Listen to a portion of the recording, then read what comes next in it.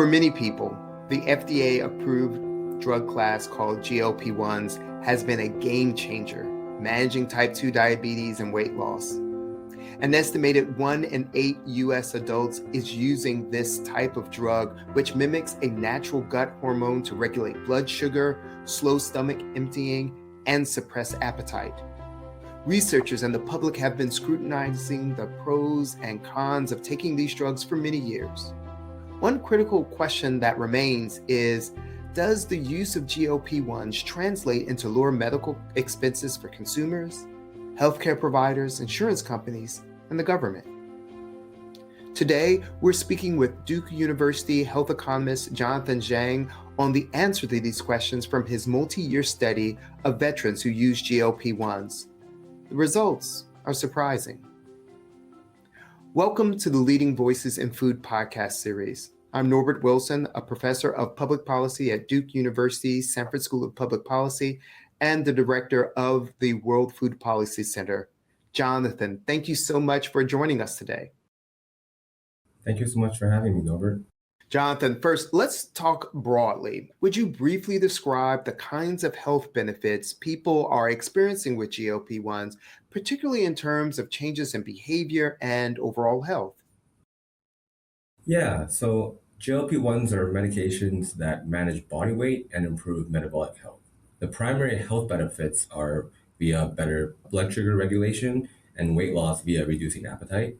But there's larger health benefits that are much broader. So trials have also shown that they lower blood pressure, reduce strokes and heart attacks, among other cardiovascular benefits. Overall health also improves. So things like obstructive sleep apnea, improvements in inflammation-related measures, and recently it was FDA approved to treat MASH, which is a form of fatty liver disease. Finally, people also report feeling less hungry. They get full faster, fewer cravings, and reduction in what is often called food noise, which can potentially help people make a range of better behavior decisions and changes relating to food and perhaps even beyond food. However, the evidence on that seems to be promising, but new and less strong. Thank you for sharing those. I know a lot of our listeners have heard some of those issues and some of those points about how GLP-1s could change the way we behave and some of the health outcomes. So let's dig into your particular study. In your working paper for the National Bureau of Economic Research, NBER, you and your co-authors describe a natural experiment involving patients and doctors and the Department of Veteran Affairs and their access to and use of GLP-1s. Would you lay out the general parameters of your study for our listeners? Yeah, absolutely. So like many medications, what we know about GLP-1s primarily come from randomized controlled trials, which have small sample sizes and often select for quite sick patients. As GLP-1s reach a broader population, the population becomes less comparable to those in trials, so the real-world impacts become less obvious. Moreover, there's some outcomes such as healthcare utilization or spending costs that are incredibly important for policy, but not directly studied in trials. So we were interested in studying in a very large healthcare system, that is the VA, the Veterans Health Administration, the real-world impacts of GLP-1s using readily collected data from the healthcare system and a quasi-experiment. So that is, we try to emulate a real experiment where some patients get GLP-1s from their primary care doctor and others do not. And the reason one patient might get it while the other doesn't is because their doctors differ in their likelihood or propensity to prescribe these drugs. And we focus on the Veterans Health Administration, the VHA, because the veteran population is quite diverse, at least in terms of comorbidities relative to the trials per se, and also in age, say, compared to Medicare. And GLP-1s are provided in the VA to eligible patients at a pretty affordable cost. So it's sort of a nice policy playground for us to think about what outcomes might look like when GLP-1s become readily available and affordable to all Americans. Great. Thank you for sharing that, because now we have a good sense of the quasi-experiment that you all were able to exploit, that there were providers who had a high tendency to prescribe GLP-1s versus those who didn't. And looking at that difference, you were able to see how GLP-1s may have affected the outcomes that you were interested in. So now tell us a bit about the findings. And I think there's some surprising results here. Yeah, so first we replicate many of the findings from the randomized trials. for this diverse veteran population. We see reductions in body weight, we see hemoglobin, A1C, blood glucose levels improve, and blood pressure improvements as well. Even a reduction in heart attacks and strokes for patients with existing cardiovascular conditions, and even a small reduction in moderate drinking risk as well. So the trial evidence seems to hold up in this large and diverse population of we have a 1.4 million patients that we're studying. Second, despite these improvements though, we do not see a reduction in healthcare spending. So this is actually excluding the cost of the medication, the GLP-1. So it's not because GLP-1s are expensive. We're taking that out of the equation. Over 4 years, this is how long we're able to track these patients for, we're able to rule out reductions of more than 7% in healthcare spending. And we see no reductions in whether that's outpatient clinic or in inpatient hospitalization. We also don't see any reductions in emergency department visits more generally, despite seeing a reduction in heart attack and strokes for those patients with existing cardiovascular conditions. Jonathan, that sounds great, but it's a little hard to understand. So why is it that you're seeing no real changes in the consumer healthcare spending? What's going on? Yeah, we were a little surprised as well. So we think there could be a myriad of potential reasons. But first, I want to note that there's also at least 3 other studies that use real world data to look at a similar question. And all the studies find no statistically significant spending reductions. And in fact, we all find a slight positive increase. I think the first explanation is that while heart attacks and strokes are very expensive and obviously very serious events, they're still thankfully quite rare and thus are not very common in our 3 to 5 year period in which these studies are looking at. But perhaps over 10 or 20 years, you could start seeing some healthcare spending materialize. I think that's totally possible. Most cost projection models, whether that's from the CBO or other organizations, they project healthcare spending reductions to accumulate over time. But these models also project immediate spending reduction, which is not yet supported by the data. Another potential explanation is what I would call these behavioral responses. So you can imagine that a patient sees some improvement in their health and that changes their expectation of, oh, wow, I can actually make some changes to my health, and they actually go and get some more care. This can also be driven by the physician as well. So sort of, look, things are working. This patient's seeing improvements. Maybe we should treat some of your other health problems and issues. This is what I would call sort of a behavioral response. A third explanation could be that some of these patients have conditions that have progressed to be irreversible, even with metabolic health gains. So for example, late-stage kidney disease would be a good example. We find some suggested evidence that this might be happening in our study. In other words, for these patients where they have some potentially irreversible health conditions, the metabolic health improvements, that's not a primary reason for their healthcare spending.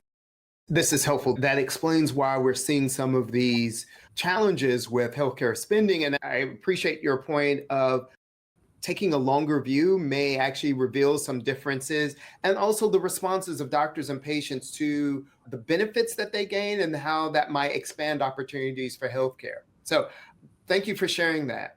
I want to shift focus a little bit, and it is taking a step beyond the paper, but I think as a natural extension of the work.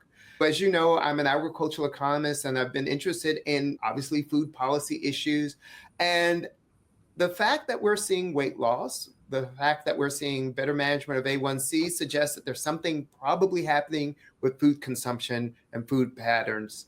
And so I'd be interested to learn from you if you have any ideas about what this work suggests about the impact of GLP-1s on consumer food choices.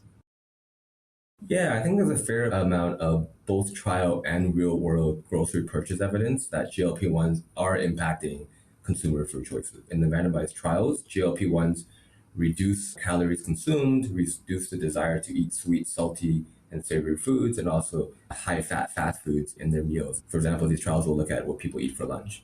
In real-world data, there's a study out of Denmark that found that after patients' first GLP-1 prescription, their grocery store purchases went on to have fewer calories, sugars, saturated fats, carbohydrates, and more protein over the 1 year period after they initiate GLP-1s.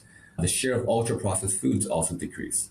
The effects were actually quite modest, so there was only about a 1% reduction in calories and a 4% reduction in sugar and a 5% increase in protein in the year after versus the year before in this Danish study.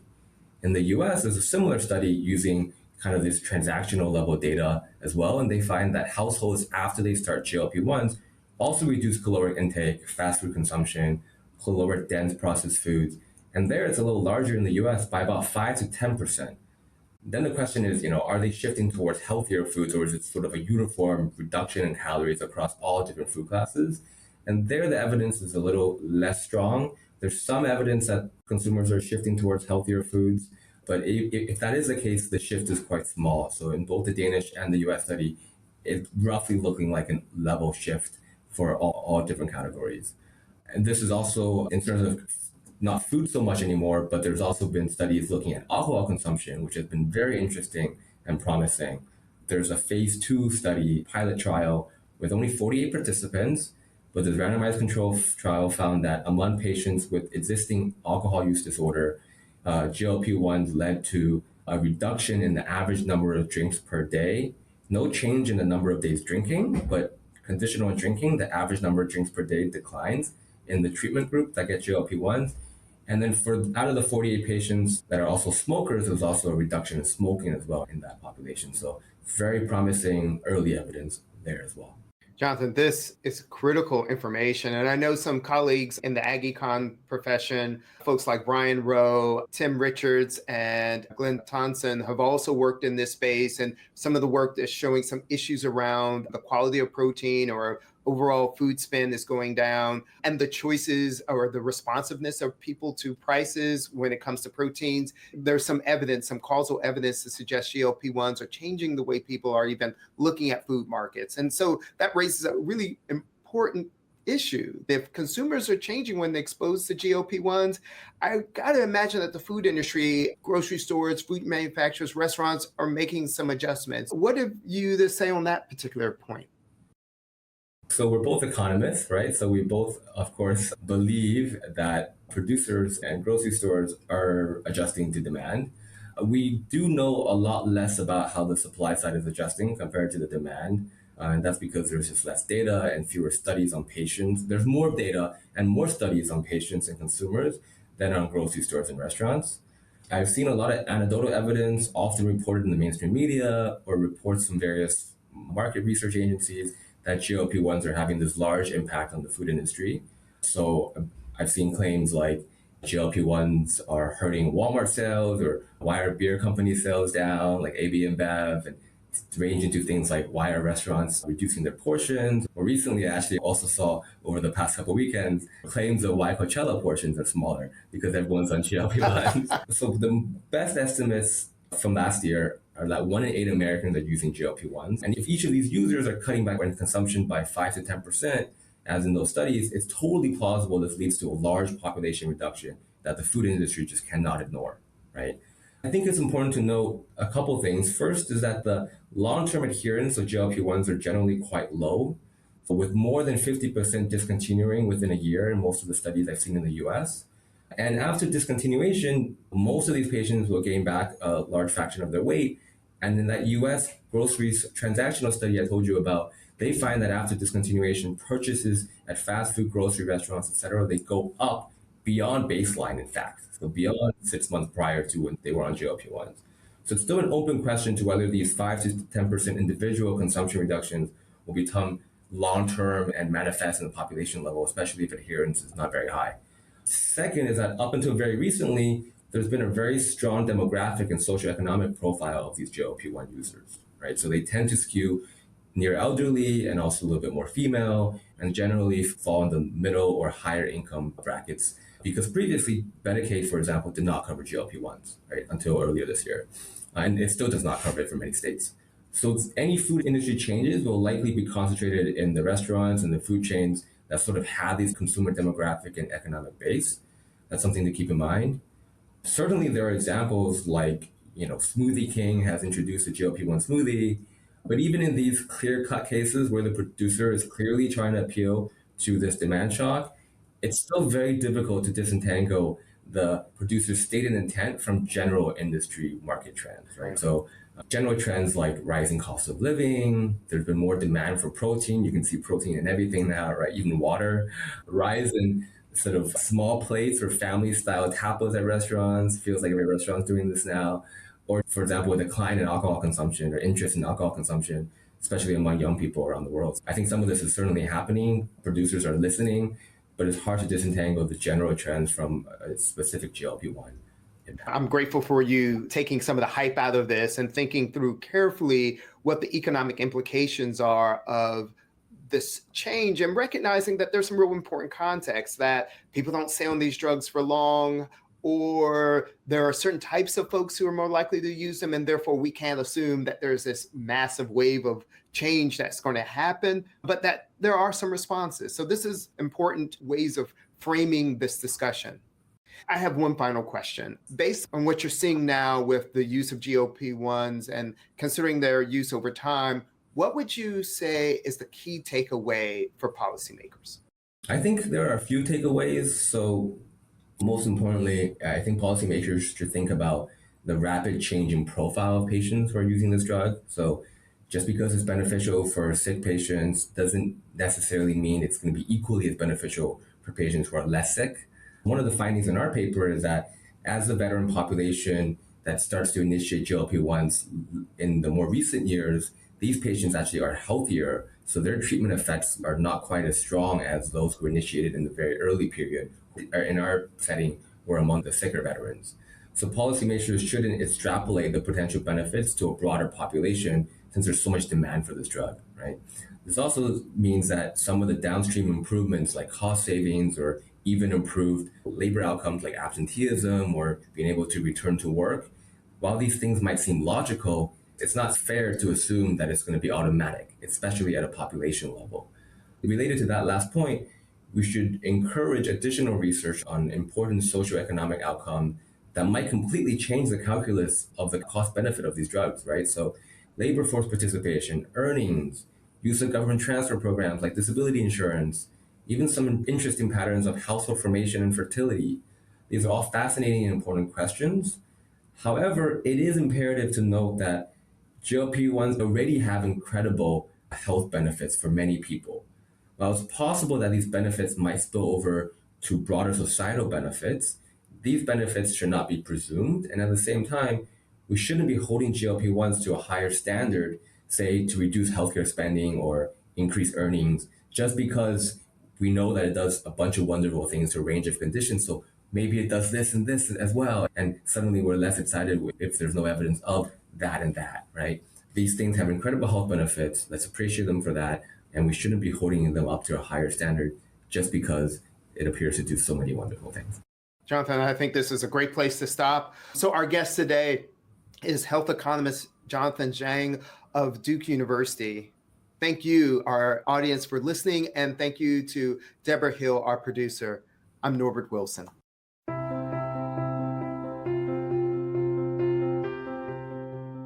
Thank you for listening to the Leading Voices in Food podcast. This program is an educational series produced by Duke University's World Food Policy Center with the goal of promoting productive conversation for food systems change.